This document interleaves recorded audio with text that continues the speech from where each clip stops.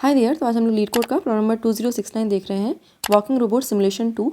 तो यहाँ पे हमारे पास एक ग्रिड दी होगी एक्स वाई प्लेन के अलॉन्ग, और हमारे पास एक रोबोट दिया होगा जो कि इनिशियली हमारे पास 0 0 वाली सेल पे है और ये ईस्ट डायरेक्शन की तरफ फेस कर रहा है। ठीक है, तो हमारे पास 4 डायरेक्शंस हैं, ईस्ट, नॉर्थ, वेस्ट और साउथ। ठीक है, तो हम क्या कर सकते हैं, अपने रोबोट को कुछ इंस्ट्रक्शन दे सकते हैं to move forward with the given number of steps. तो अगर हमारा रोबोट चलते चलते आउट ऑफ बाउंड हो जाता है अपनी सेल से, तो हमें क्या करना है, अपने रोबोट को 90 डिग्री काउंटर क्लॉकवाइज टर्न करना है। तो इनिशियली जैसे हम लोग इस वाली सेल पे थे और हम लोग यहाँ पे आ गए, उसके बाद ये हम लोग आउट ऑफ बाउंड जा सकते हैं अगर आगे बढ़े।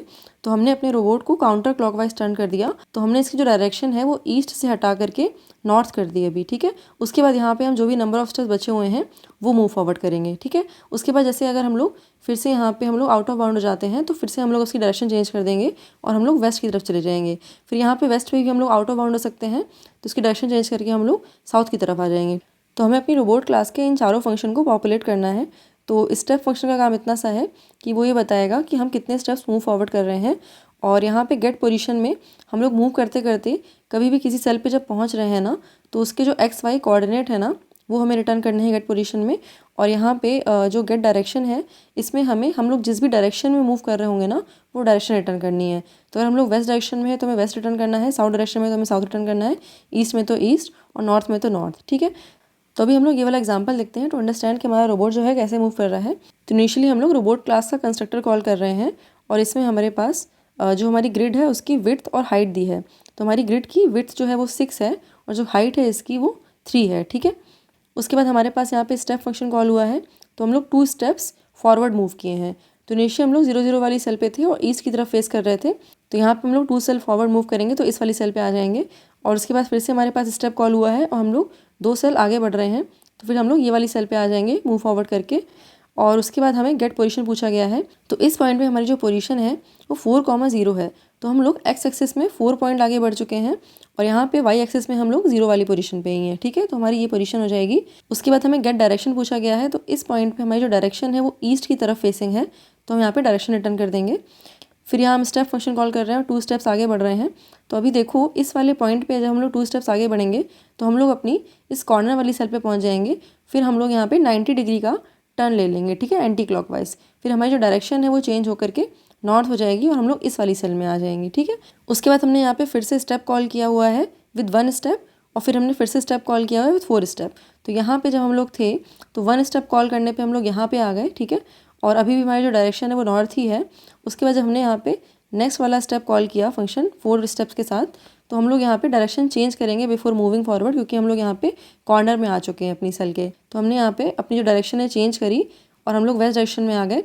फिर हम लोग यहाँ पे 4 स्टेप्स फॉरवर्ड मूव कर रहे हैं। ठीक है, तो हम लोग इस वाले पॉइंट पे आ गए। तो इस वाली सेल में जो हमारी एक्स वाई डायरेक्शन है वो हमारी 1,2 है। ठीक है, और उसके साथ साथ हमारी जो डायरेक्शन आ रही है वो हमारी वेस्ट आ रही है। ठीक है, तो हमने यहाँ पे अगर गेट पोजीशन और गेट डायरेक्शन कॉल किया हुआ है तो हमने यहाँ पे 1,2 और वेस्ट रिटर्न किया हुआ है। ठीक है, तो इस तरीके से हमें अपने हर एक फंक्शन के कॉरस्पॉन्डिंग जो भी पूछा जाएगा वो करना है और जो आंसर है वो रिटर्न करना है। तो यहाँ पे अगर नोटिस करो, हमारा जो रोबोट है ना वो हमारे इस ग्रिड के इस पेरीमीटर में ही घूम रहा है, क्योंकि जैसे ही हम लोग इस लास्ट वाली सेल पे पहुँचेंगे हम लोग मुड़ जाएंगे, फिर हम लोग इस वाली सेल में पहुँचेंगे फिर मुड़ जाएंगे, फिर इस वाली सेल में पहुँचेंगे फिर मुड़ जाएंगे।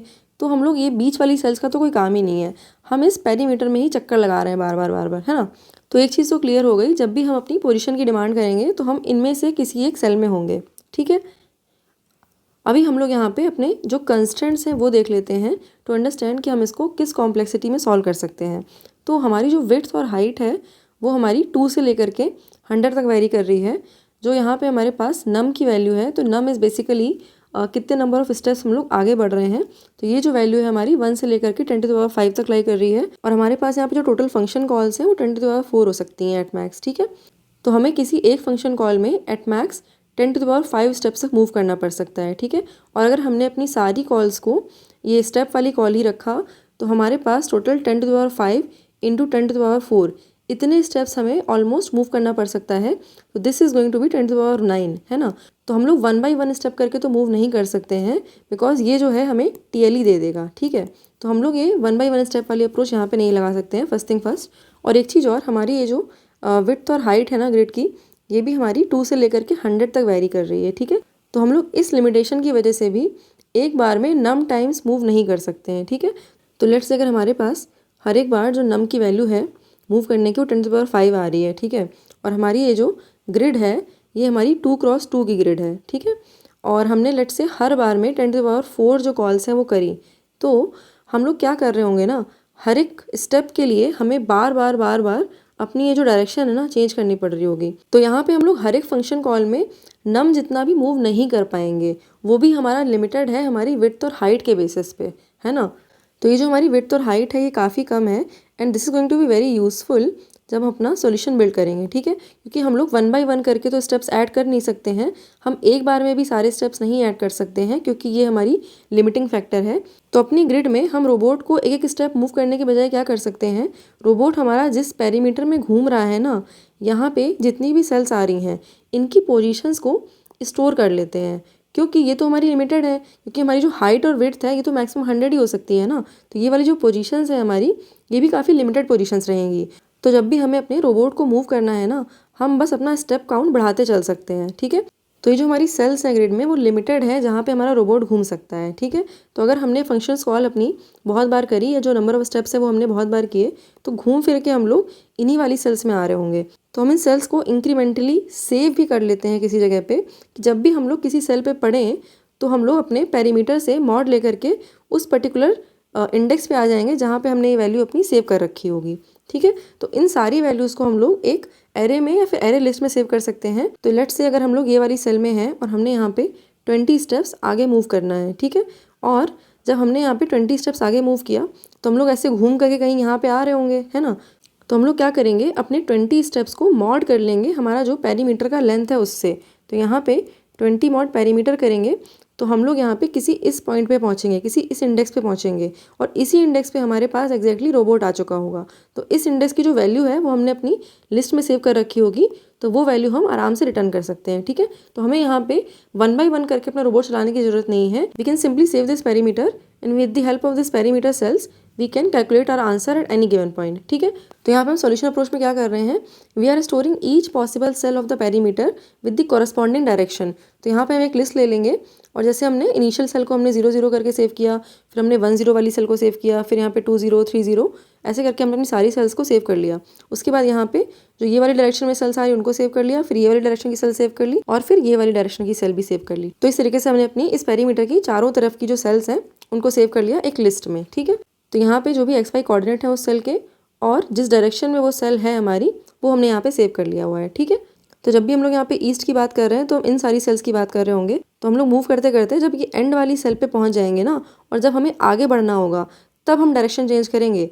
लेकिन अगर हम लोग लास्ट वाली सेल में हैं तो हमारी जो डायरेक्शन है वो हमारी ईस्ट ही रहेगी, है ना। तो यहाँ पे सेकेंड सेल से लेकर के इस लास्ट वाली सेल तक हमारी जो डायरेक्शन है वो ईस्ट रहेगी। सिमिलरली यहाँ पे नॉर्थ के लिए ये एक प्लस सेल ले लेते हैं और यहाँ पे ये जो ग्रिड के एंड तक हमारी जो सेल्स आ रही हैं इनकी डायरेक्शन हमारी नॉर्थ रहेगी। उसके बाद यहाँ पे जब हम लोग इस वाली सेल पे आ जाएंगे फिर फ्लिप करेंगे, है ना, एंटी क्लॉकवाइज। तो इस वाली सेल से लेकर के लास्ट वाली सेल तक हमारी डायरेक्शन जो है वो वेस्ट रहेगी और फिर इस वाली सेल से लेकर के ये इनिशियल वाली सेल तक हमारी डायरेक्शन जो है वो साउथ रहेगी, है ना।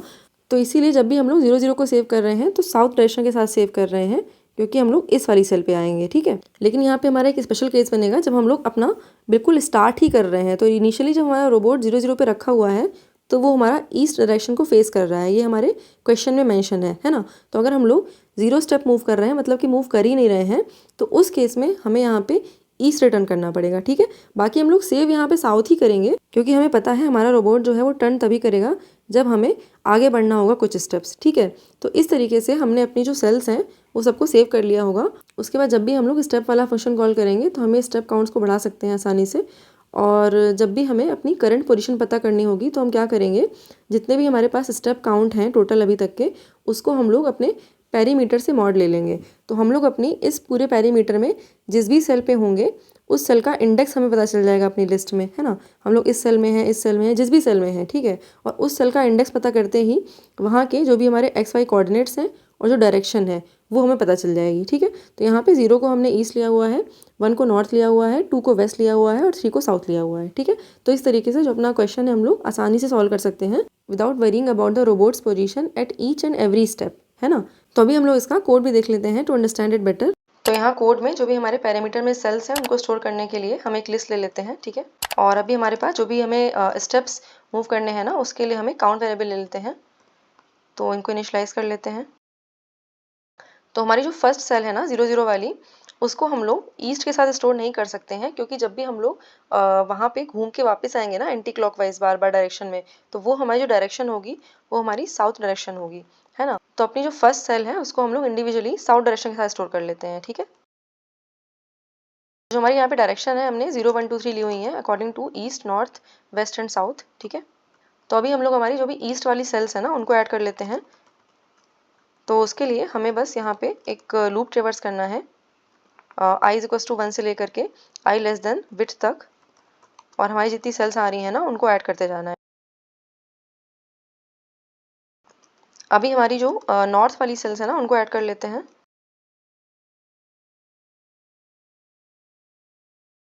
तो यहाँ पे जो हमारी x पोजीशन है वो विड्थ -1 है, और जो y पोजीशन है हमारी चेंज हो रही है, और जो डायरेक्शन है हमारी 1 है नॉर्थ के लिए, ठीक है। अभी हम लोग यहाँ पे वेस्ट वाली सेल्स को ऐड कर लेते हैं।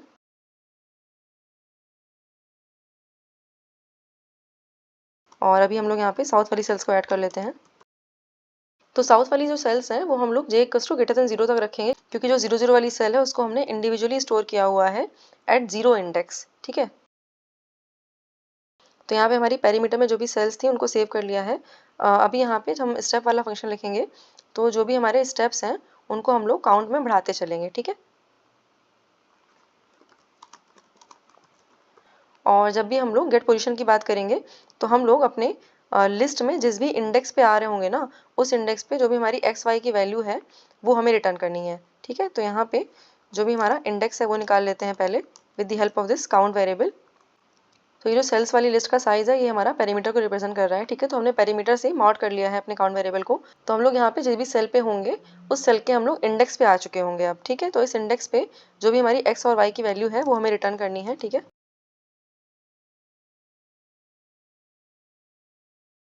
तो यहाँ पे गेट डायरेक्शन में अगर हमारे पास काउंट की वैल्यू 0 है ना, तो इसका मतलब कि हम लोग मूव नहीं किए हैं, है ना। और मूव नहीं किए हैं मतलब कि हम लोग ईस्ट वाली डायरेक्शन में हैं, है ना। अगर हम लोग मूव कर लेंगे तो हमारी डायरेक्शन चेंज होके साउथ हो जाएगी, क्योंकि हम लोग यहाँ पे एंटी क्लॉकवाइज घूमते जा रहे हैं अपनी पेरीमीटर में।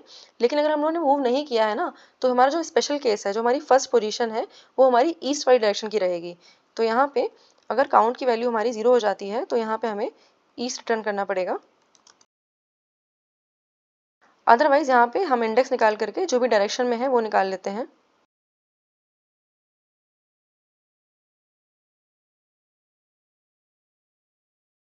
तो अभी हमारी जो भी डायरेक्शन होगी उसके हिसाब से हम east, west, north, south return कर सकते हैं, ठीक है।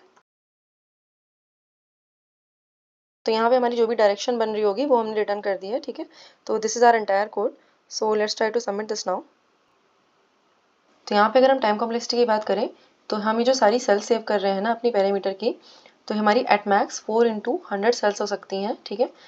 तो हमारी जो टाइम कॉम्प्लेक्सिटी है ऑलमोस्ट यहाँ पे कांस्टेंट की तरह ही हम ट्रीट कर सकते हैं उसको। और अगर हम यहाँ पे स्टेप फंक्शन की बात करें तो ये हमारा ऑर्डर ऑफ 1 टाइम लेगा, ठीक है। और ये हमारा जो गेट पोजीशन वाला फंक्शन है ये भी हमारा ऑर्डर ऑफ 1 टाइम ही लेगा, ठीक है। सिमिलरली ये जो गेट डायरेक्शन वाला फंक्शन है ये भी हमारा ऑर्डर ऑफ 1 ही लेगा, और हमारा जो एग्जैक्ट डायरेक्शन है वो बता देगा, ठीक है। तो ये हमारी टाइम कॉम्प्लेक्सिटी हो जाएगी ओवरऑल। और अगर हम स्पेस कॉम्प्लेक्सिटी की बात करें तो वो भी हमारी 4 × 100 ही रहेगी, क्योंकि हमने यहाँ पे जो सेल्स सेव करी हुई है अपनी लिस्ट में, ठीक है। So yeah that was all for this video. Thank you for watching. I see you next time. Bye bye.